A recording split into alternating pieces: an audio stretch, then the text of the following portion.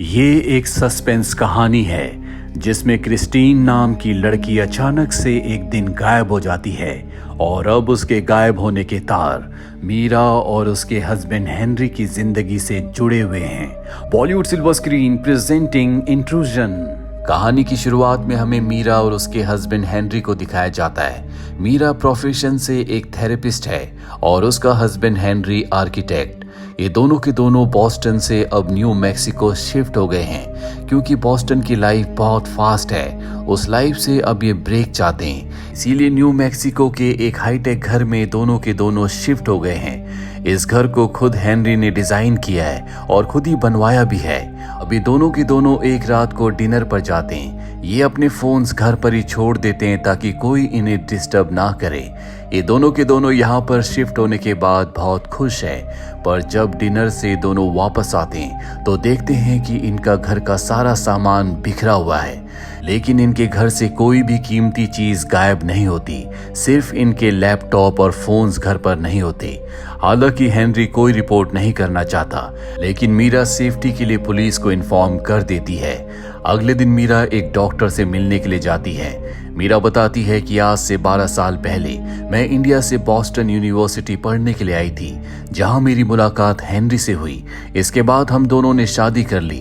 दरअसल मीरा को पहले ब्रेस्ट कैंसर था, जिस वजह से वो 12 सालों से मां नहीं बन पाई। हालांकि मीरा और हेनरी फैमिली प्लानिंग करना चाहते थे, लेकिन चाहकर भी इनके घर में कोई संतान पैदा नहीं हुई। डॉक्टर मीरा को बताती है कि अब तुम पूरी तरह से ठीक हो। वहीं घर पर हेनरी को दिखाया जाता है, जिसके पास डिटेक्टिव आता है जो हेनरी से एक दिन पहले घर में हुई चोरी के बारे में सवाल पूछता है। हेनरी उसके सभी सवालों का जवाब दे देता है। तभी डिटेक्टिव सुनता है कि घर से किसी पाइप की आवाज आ रही है। वो हेनरी से कहता है कि शायद तुम्हारे घर में कोई पाइप खराब हो गया है, तुम्हें प्लम्बर बुलाकर अपने घर के पाइप को रिपेयर करवा लेना चाहिए। इसके बाद डिटेक्टिव वहां से चला जाता है। अब कुछ दिन बीत जाते हैं और एक दिन रात को जब मीरा और हेनरी सो रहे होते हैं, तभी खड़खड़ाहट की आवाज से मीरा की नींद खुल जाती है। वो लैंप चलाने की कोशिश करती है, लेकिन करंट नहीं होता। जिसके बाद हेनरी बाहर जनरेटर चेक करने के लिए जाता है और जब हेनरी बाहर होता है तभी मीरा को कोई पीछे से धक्का देकर गिरा देता है, उसके हाथ पैर बांध देता है। वहीं बाहर हेनरी को दिखाया जाता है जो देखता है कि किसी ने जनरेटर को जानबूझकर डिस्ट्रॉय कर दिया है।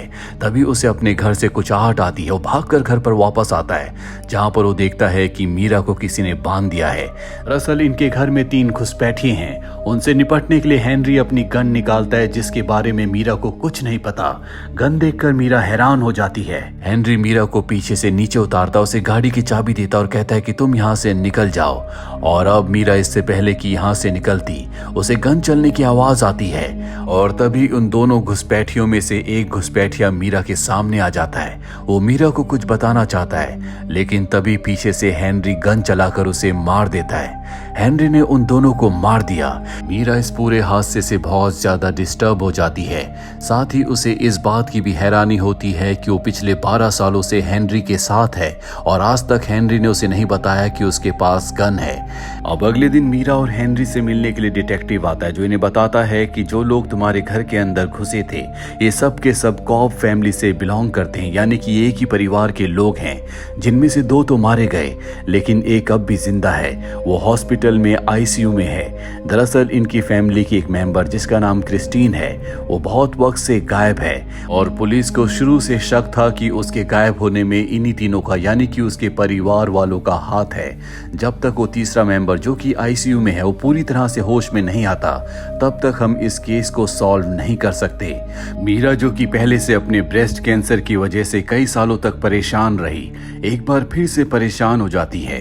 अब रात को हेनरी मीरा से कहता है कि मैं स्टोर से सामान लेकर आता हूँ। वो स्टोर के लिए निकल जाता है। उसके जाने के बाद मीरा देखती है कि वो अपना वॉलेट घर में ही छोड़ गया है।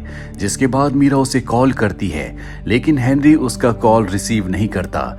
जिसके बाद मीरा हेनरी को वॉलेट देने के लिए खुद गाड़ी से निकल पड़ती है। उसे हेनरी की गाड़ी दिख जाती है, लेकिन वो देखती है कि हेनरी ने अपनी गाड़ी स्टोर की तरफ नहीं बल्कि हॉस्पिटल की तरफ मोड़ ली, जो देखकर उसके दिमाग में बहुत सारे शक आ जाते हैं। पर अगले पल उसकी गाड़ी उसकी आंखों से ओझल हो जाती है। मीरा जब घर वापस आती है तो वो देखती है कि घर पर पहले से हेनरी है। वो हेनरी से पूछती है कि तुमने अपनी गाड़ी हॉस्पिटल की तरफ क्यों मोड़ी थी। हेनरी कहता है कि मैंने गलती से मोड़ ली थी, जिसके बाद मैं वापस स्टोर गया और सामान लेकर घर आ गया।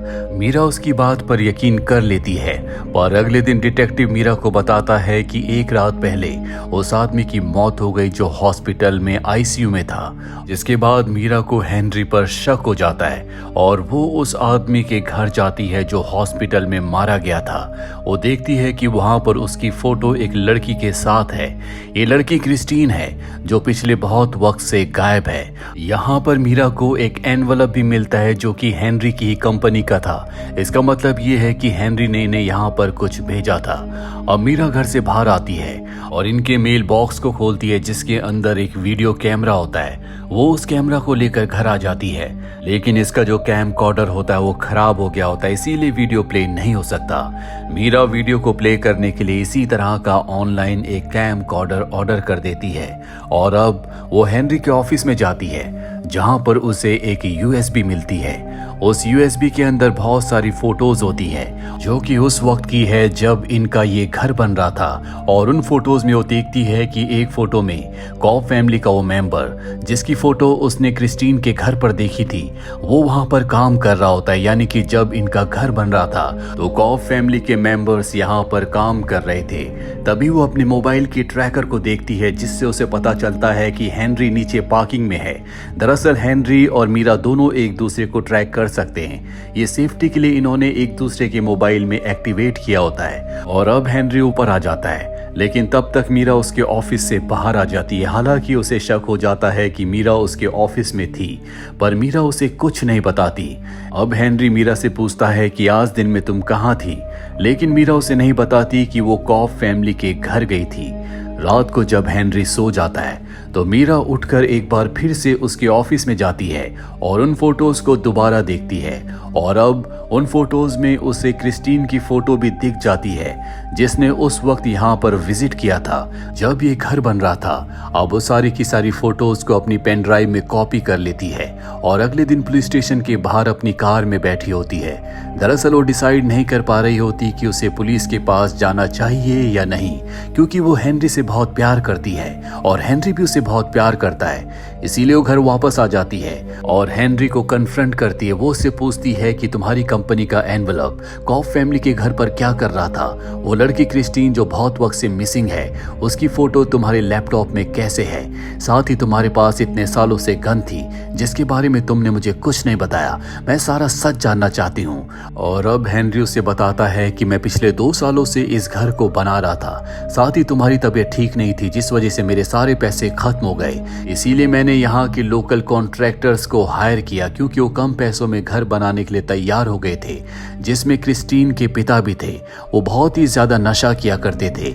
एक दिन क्रिस्टीन ने साइट पर विजिट किया और उस दिन उसका अपने पिता से बहुत झगड़ा हुआ। उसके पिता बहुत ज्यादा गुस्से में आ गए। वो अपनी बेटी को मारना चाहते थे, लेकिन मैंने उन्हें रोक लिया और इसके बाद मैंने उन्हें काम से निकाल दिया। और उसी दिन के बाद क्रिस्टीन भी गायब हो गई, जिसके बाद उन्होंने मुझे ही ब्लैकमेल करना शुरू कर दिया। मैं उनके आधे पैसे दे चुका था, लेकिन इसके बाद मेरे पास पैसे खत्म हो गए और इसीलिए शायद वो हमारे घर के अंदर घुसे थे ताकि वो हमें लूट सकें। और अब मीरा को हेनरी की बातों पर यकीन हो जाता है। ये दोनों तय करते हैं कि अब पुरानी बातों को भूलकर एक बार फिर से जिंदगी की नई शुरुआत करेंगे। ये अपने घर में हाउस वार्मिंग पार्टी रखते हैं जहां पर इनके गेस्ट आते हैं। साथ ही मीरा उस टेप को भी भूल गई होती है जो कॉफ फैमिली के घर से लाई थी।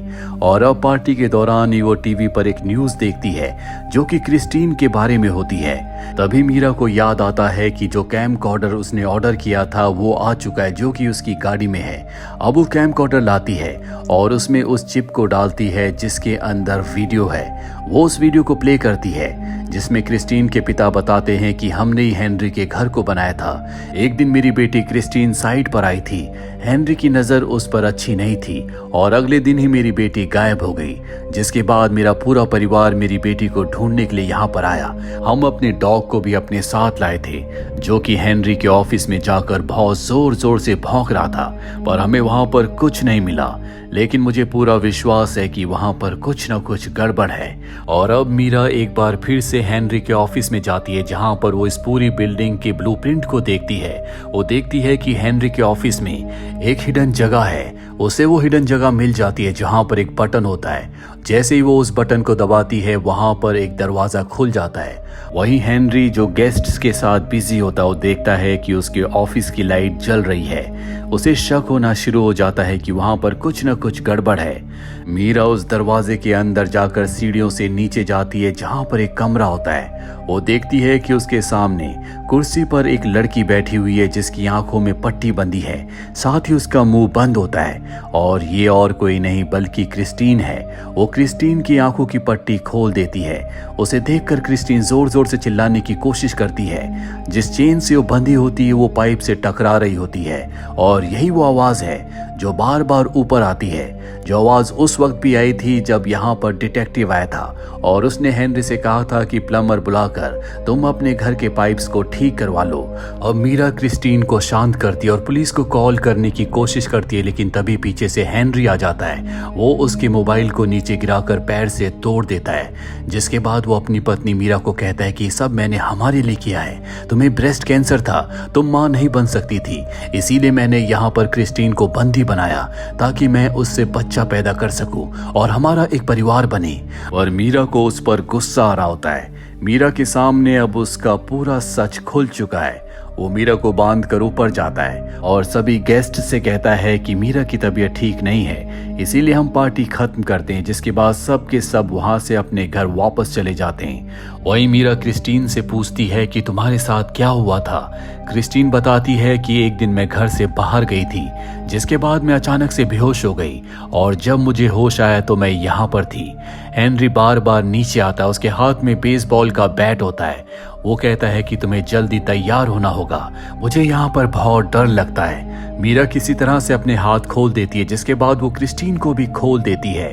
और अब हेनरी सीढ़ियों से नीचे आता है। वो नीचे आते हुए मीरा से कह रहा होता है कि हम एक बार फिर से नई शुरुआत कर सकते हैं, पर जब वो अंदर जाता है तो देखता है कि वहां पर ना क्रिस्टीन है और ना मीरा। दरअसल वो सीढ़ियों के नीचे छुप गई थी और अब वो ऊपर की तरफ भागती है। हालांकि हेनरी उन्हें रोकने की कोशिश करता है, लेकिन वो हेनरी को धक्का देकर बाहर निकल जाती है। लेकिन ये दोनों इस घर से बाहर नहीं निकल पाती, क्योंकि हेनरी ने पूरे घर को सिक्योरिटी लॉक कर दिया है। और अब हेनरी ऊपर आ जाता है, उसके हाथ में चाकू होता है, वो इनको मारना चाहता है। ये दोनों के दोनों घर में छुप जाते हैं, लेकिन हेनरी जल्दी मीरा को ढूंढ लेता है, उसे बहुत बुरी तरह से मारता है। मीरा बेहोश हो जाती है और अब वो क्रिस्टीन के पास जाता है। उसके बाल पकड़कर वो उसे वापस उसी जगह ले जाता है जहां पर उसने उसे इतने महीनों से बांध कर रखा था। दरअसल हेनरी अब इन दोनों को मारना चाहता है, क्योंकि उसे पता है कि अगर इन दोनों में से एक भी बच गया तो उसे जेल की सलाखों के पीछे जाना होगा। वो अपने बेसबॉल के बैट को उठाता है और वो क्रिस्टीन को मारने वाला होता है कि तभी पीछे से मीरा एक शार्प चीज से उसके सर पर वार करती है, जिससे हेनरी की वहीं पर मृत्यु हो जाती है। जिसके बाद वो क्रिस्टीन को यहाँ से बाहर निकालती है। अब हमें कुछ दिन बाद दिखाया जाता है कि मीरा यहाँ से अपना सारा सामान पैक करके वापस बॉस्टन जा रही है, जहाँ से वो शांति की तलाश में यहाँ पर आई थी। और इसी के साथ ये फिल्म, ये कहानी यहीं पर खत्म हो जाती है। उम्मीद करते हैं कि ये कहानी आपको पसंद आई होगी।